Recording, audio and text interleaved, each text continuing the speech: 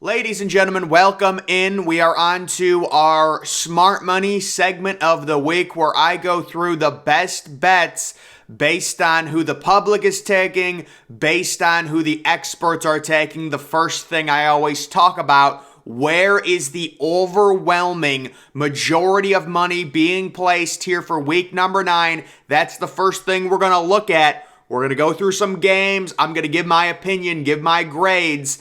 Let's kick it off. So we've got money coming in on Southern Miss at home, -1 versus Louisiana. 90% of the money on Southern Miss. I give this grade a C. Truthfully, I think Louisiana is going to win this game, but I understand why bettors are finding the value in taking the home team in what is virtually a pick'em, -1. These are evenly matched teams. It's a weeknight game. Southern Miss is at home. I understand where they're coming from. Washington State +7 versus Utah. 90% of the money on Washington State to cover. It gets a B- from me because it makes sense. A weeknight game, a Thursday night game. Those are tough games to cover for the road team. I do have faith that Utah is going to win this one. I'm personally staying away from the spread, but I understand why people like Washington State. Arkansas at Auburn, the over 62.5, 90% of the money on that. I give it a C. 62.5 is a little steep for me. I know Arkansas's defense is really bad. Auburn has a young quarterback, energetic. They're at home, coming off a bye. Maybe they can score a little, but I'll stay away from it. Number 4, Boston College at UConn.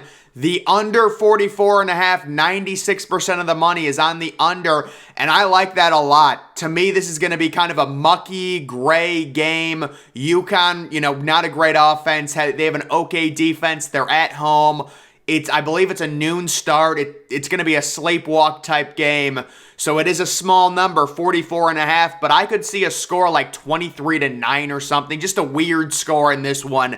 I agree with the under being the play. Notre Dame at Syracuse, the under 48. 95% of the money is in on that under. I give it a C+. I believe it feels like the under always hits with any game involving Syracuse in particular. So I understand, but I don't really have a strong opinion on this. Notre Dame, certainly with the backup quarterback, they're inconsistent. We will see. Again, I don't have a strong opinion. Miami -2 at Virginia, 96% of the money, believe it or not, being placed on Miami to cover. And guys, it makes sense. People are going to overreact. They're going to say, oh, Virginia's going to win this game. Miami's a dumpster fire. But the only issue is Virginia is also a dumpster fire. Miami has more talent. They're due for a win. You would have to think with Mario Cristobal, unless that team has just completely quit, you'd have to think they're going to win this game. Also, Miami at Virginia, the over 48. I don't know how I feel about it. Virginia just can't score enough, so I give the grade a C personally, but 93% of the money on the over. UCF +1 versus Cincinnati. That line, I believe, has shifted all the way to UCF -2 because there was a lot of money coming in on UCF. I give this grade an A. I believe UCF wins this home game outright. Guys, a lot of people don't remember Cincinnati. This is a rebuilding year for them. They do not have a ton of talent. They barely beat South Florida a few weeks ago. It's a rebuilding year for them. UCF, they're pissed off. They're coming off a road loss. They're going to feed off the crowd energy and get that win. North Texas +10 at Western Kentucky. 95% of the money onto North Texas to cover. I think Western Kentucky is a good team. I would not advise people to bet on North Texas to cover the 10-point spread there. Temple +3.5 at Navy. Or excuse me, I think Temple +13.5. I have that wrong. Temple, I believe, is +13.5. So yes, that gets a B+ from me. Guys, there are so many experts in on Temple to cover the spread. Once again, I think that's 13.5, not 3.5. That's a typo by me. The next one, Temple at Navy, the over getting played a lot. I don't really have an opinion on that. I do know Temple's offense is horrible, but it is only 40.5. We will see. Illinois at Nebraska, the under 50.5. That's one of our golden goose best bets of the week. This was a line that opened at 51.5. It's been bet down to 50.5. Everyone agrees Illinois and their defense, they love running the ball. They love ball control. Taking on a Nebraska team, they're on the road. Illinois is going to want to hold the ball. They're going to want to turtle up, not have any turnovers. You're looking at maybe a 26-17 type final score, 26-20 also possible with the under hitting. Missouri plus the 4 at South Carolina, 89% of the money on Missouri, believe it or not, to cover. I would agree with this, honestly. I just think it's a situation where South Carolina is not as good as their record. They're due for a loss. And I understand that the only problem I have Missouri is, they barely beat Vanderbilt last week, so I don't know. Marshall minus 2.5 versus Coastal Carolina, 94% of the money on Marshall. I give it an A-. I think Coastal Carolina is a total fraud. They're going on the road. They're way worse than their record. Marshall is a good defensive team. I think Marshall wins that game, and that line's been trending in Marshall's direction. Coastal Carolina at Marshall, the under 55.5. I think that I give that an A. That's just too many points for a game involving Marshall. And the offensive suppliers of this game would be Coastal Carolina. The only problem is Coastal Carolina's on the road facing a good offense. So 55.5 is a tall number to get to when Marshall is the home team and they're also a defensive ball control minded team. Number 16, UAB minus the 5.5 at FAU. Guys, we're all in on UAB here. FAU cannot score. UAB is building momentum. They're on a warpath. This game does remind me of the UCF game last week when they were 5-point favorites over East Carolina, and it totally blew up in our faces. But I still have to go with UAB here to cover. USC minus the 15.5, 99% on USC to cover. I agree. Arizona has such a horrific defense. I don't know the current status of Jordan Addison. I know he was dealing with an injury, but USC is coming off a bye week. And this is a situation where USC might drop a 50 burger because of how bad Arizona's defense is. We've got Colorado State at Boise State, the under 43.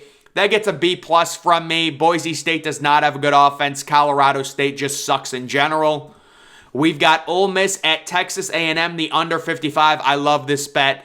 Any game involving A&M, especially at home, and you're going to give me an under in the 50s, in the mid-50s, I will take the under. A&M's goal is to play a low-scoring, close game.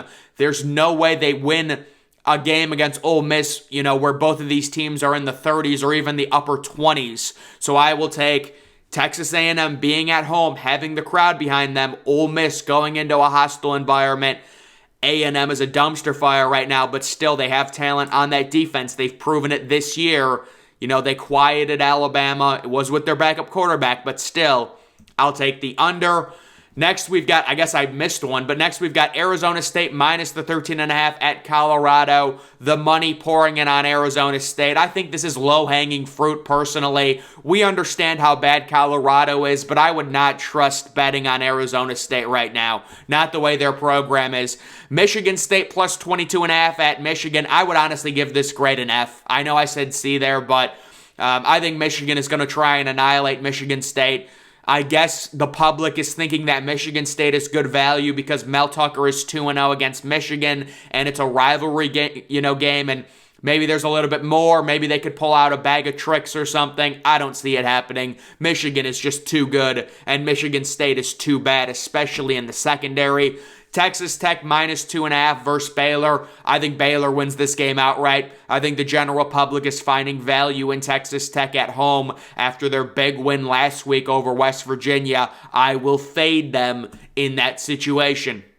Pittsburgh at North Carolina, the over 64.5. So North Carolina, there's such a variance with their offense being semi-elite and their defense being horrific. So any game involving North Carolina, you get an over-under at 64.5. I would say there is value in taking the over, and I would expect Pittsburgh's offense to be better. They were kind of shut down by Louisville last week. We've got UTEP minus 1.5 versus Middle Tennessee State.